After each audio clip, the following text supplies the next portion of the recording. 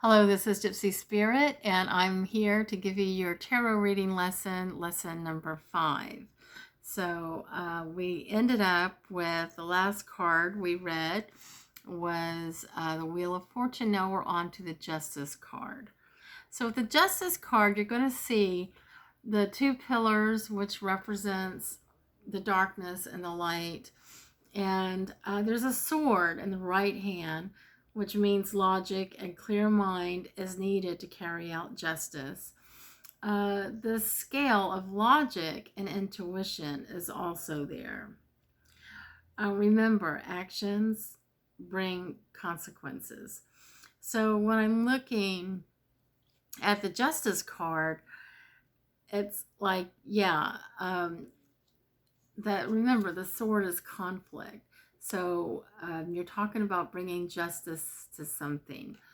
When I see this, it displays to me that there may be something that is going on. It could be some sort of a conflict or something that you're struggling with, and you're trying to find justice.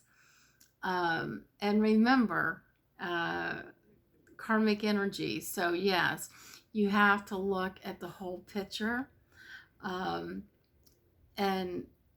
the kind of justice that you want to be brought. Also be mindful of your thoughts. Even though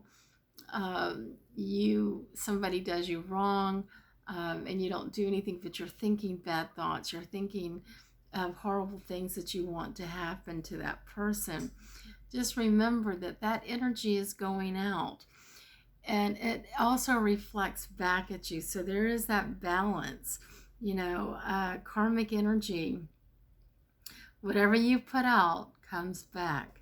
So in this card, justice, it's reminding you that before you take any action, stop and think about what the consequences are going to be, and find some balance there. So it's a very interesting card, and it comes up quite a bit in some of my readings. The Hanged Man is the next card, and this is another favorite card of mine as well.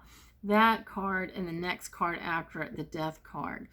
And I'll explain the Hanged Man to you. I'll show it to you. You see that if in the Rider-Waite, his legs, like one leg is completely like crossed. This looks like it's a little bit crossed, but this would be completely under his knee in the Rider-Waite.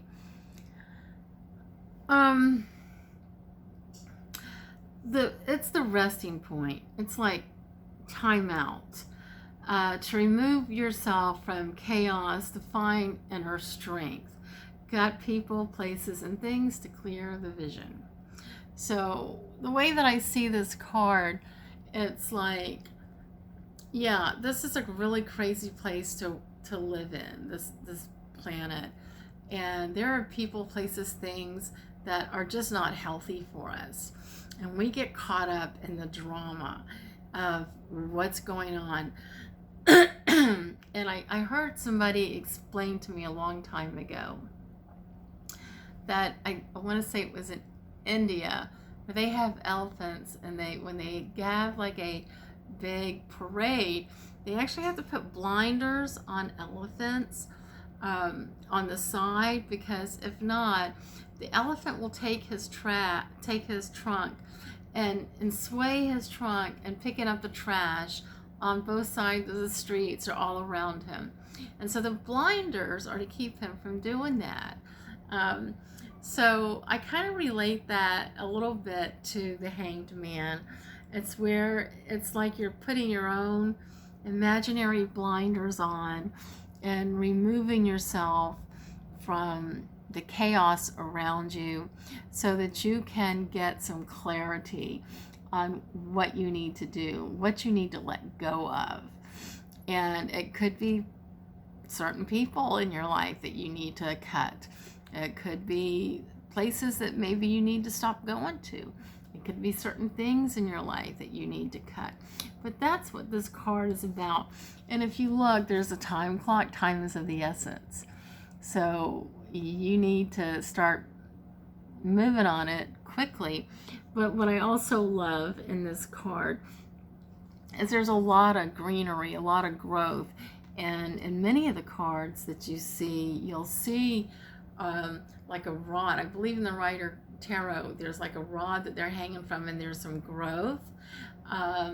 So it's important that we take time away from the chaos in our lives so that we can get some inner growth and see things in a different light, and learn to and cut what needs to be cut out of our lives.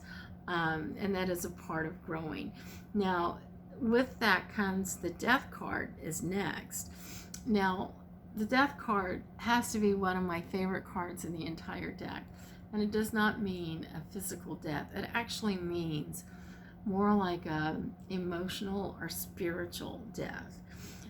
You are giving up. You're finally putting to rest and letting go whatever energy that you have needed to let go of so that you can evolve. Because all that energy that, or anger or bitterness, whatever it is that you've been hanging on to that was not helping you to grow or evolve, you finally have let it go, and now you're free from it. So that's what death is. It's like freedom. Even in physical death, when we die, we're free from the pain of what this earth, this planet has brought to us. So, like if somebody is crippled or suffering from cancer or something, and they always say, when they die, they're no longer suffering anymore. That's what the Death card is all about. You're no longer suffering. You freed yourself from whatever it was that was tormenting you here on this planet. So the next card is a Temperance card. Now, this is an interesting card. When we have let go of things in the Hanged Man, and also in the Death card, we have faced new challenges, like a different way to how we talk to people, and the way our temperament. We find balance. And that's what the Temperance card is all about. It's like you've found this newfound freedom emotionally. You've let go of a lot of stuff. And so now it's time to stay focused and have balance in how your temperament. I can tell you that there are, let me see if, let me read what I wrote. Rediscovering balance after letting go of the old self is what the Temperance is. Seeing things in a different perspective and learning to find balance with it. Because now, you've let things go, and you got to process where you're at as well. I'll give you a very good example. I never really got along with my stepmother. But I've had to make some changes within my life, and in doing that, I have to walk the talk and practice what I preach. And so when it comes to my stepmother, during the time that my dad was dying, there was a couple of times that she kind of struck out at me. Maybe she didn't realize what she was doing, but I felt it. And it was like the claws were coming out like, something she would say. And I can count at least 3 times that it happened. It happened several times, but I had to sit back and allow her to do whatever it was express whatever she wanted to express. And at the same time, keep in mind how I view people now and situations and things. And as I'm, even though deep down it was hurting me, but I'm also telling myself now, everybody has their, cross to bear. Everybody's been through something, and you don't know what all she's been through or how she is emotionally, so you have to cut her some slack, and you have to forgive her and be kind to her, and choose kind words. And so, yeah, I mean, there was a couple of times that I wanted to right back at her, but I had to find balance in who I am, the changes that I've made, so that my actions could reflect where I'm at now. I hope that makes sense to you. And so that's what the temperance is about. There are some people who just had really bad tempers, and they've gone through a lot of changes, and now they're in a different place, and they're trying to find that balance, not losing their temper anymore. Today was a good example because I had to deal with insurance companies, and I have a very difficult time. I don't have the patience to talk to recordings, and I don't have the patience to sit with an insurance agent that's going to ask me a million questions and want to sell me all kinds of other kinds of insurance. I don't have the patience for that. But at the same time, as I'm, like getting agitated, I'm also telling myself, now, you have to treat this person the way you want it to be, the way you would want to be treated, and be kind, and not get so freaked out. But of course, when I hang up the phone with them, I'm like all over the place. So that's what the temperance card is all about. The next card is the devil card, and it's exactly what it says. It's about giving up destructive habits. You're in a new life with a new perspective, and it is time to give up some old habits too, like maybe smoking, eating, alcohol, etc. A good example, I use a lot of foul language, especially in my readings. I'll do readings, and I will tell my clients, now I may use the F-bomb sometimes, and I let them know, and they're like, oh, that I use it too. It's totally cool. But last year, I was going through some changes with my business, with my tarot readings and everything, and trying to really make it more professional. Now, funny thing is, it's my mother. She's been gone since 1993 or 94. And one day I was walking out of Publix. Now, my mother cussed like a sailor. She said words we didn't even know what they meant.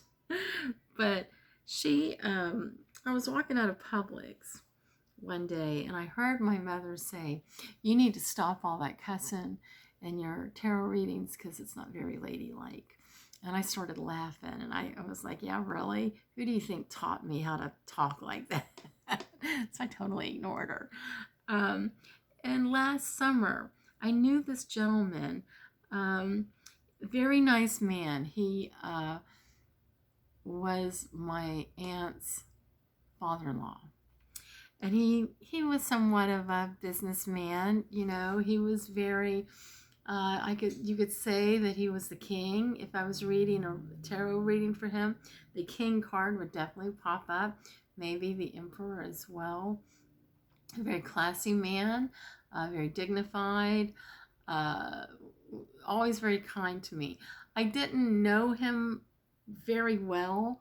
He and his wife always came to family gatherings and things like that. And at the time, I was in my early 20s, and he was always very nice. He would say, hi Lisa, how are you doing? And that was usually about the extent of it. And then he'd go off and, hang out with the other, gentlemen and, have their cocktails and things. So, I guess it was like around July or August, I was asleep or half asleep. And he came to me and he said, you have to stop using foul language in your readings because it doesn't make you look very professional. And I listened to him because I had that kind of respect for him.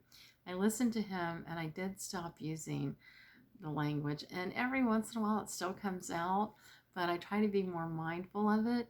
And actually it helped my business. It helped my my communication, my rapport with my clients. And so it really helped.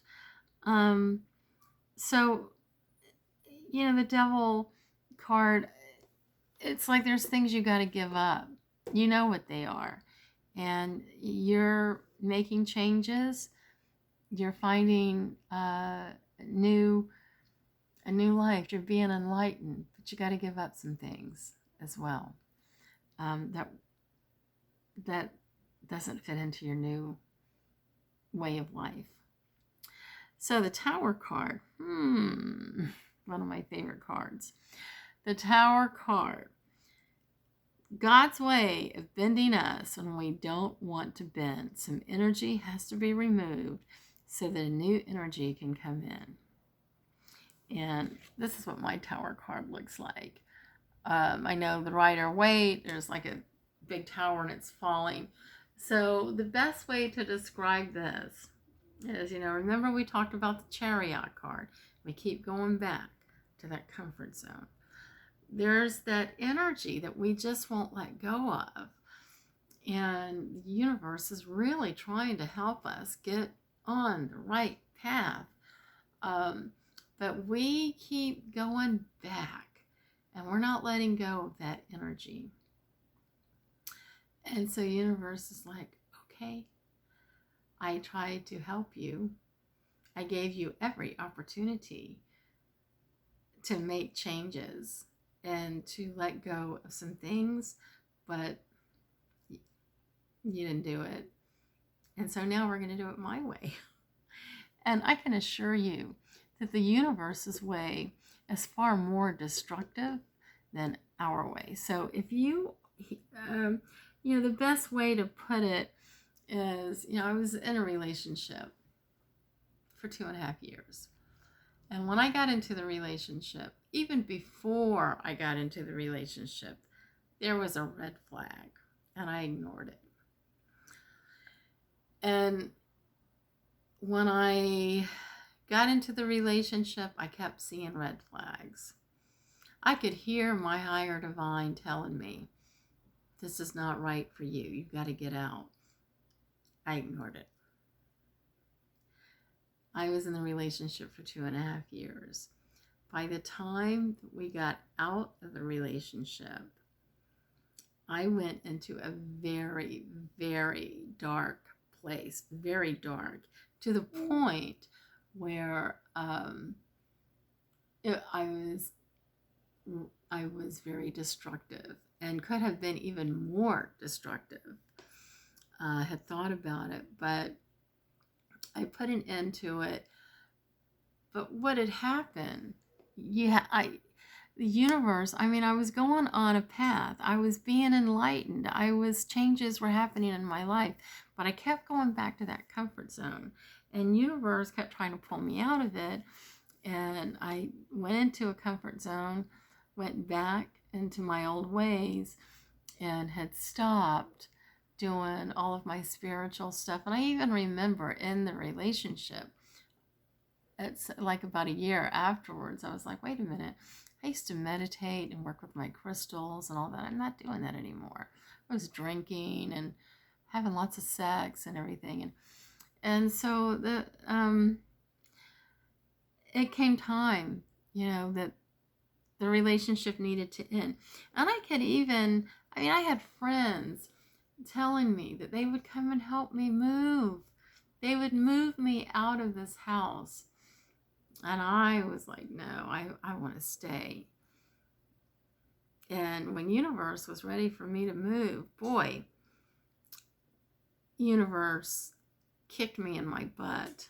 And yes, there was some energy that needed to be pushed out of me. And it took a while. I mean, I got out of the relationship, and it took a while for me to really let go of that energy that was holding me down to a life that I really is not good for me, wasn't serving me well. It took me a while to get rid of that energy and allow a new energy to come in and allow me to see things in a different perspective. That's what the Tower card is about. When you get to that card, it's like you've used up everything that you have used, that the universe has allowed you chance after chance after chance to get your shit together. And you have decided that I'm going to do it my way. Well, guess what? No, you're not. The universe will it'll always happen the way the universe wants it to happen. There's a reason, a purpose for you here. And if you ignore the purpose or you don't get on that track that you're supposed to be on, things will happen to get you on the track. And so that is what the Tower card is all about. So I hope this helps. You know, we're going to get on to we have 5 more, the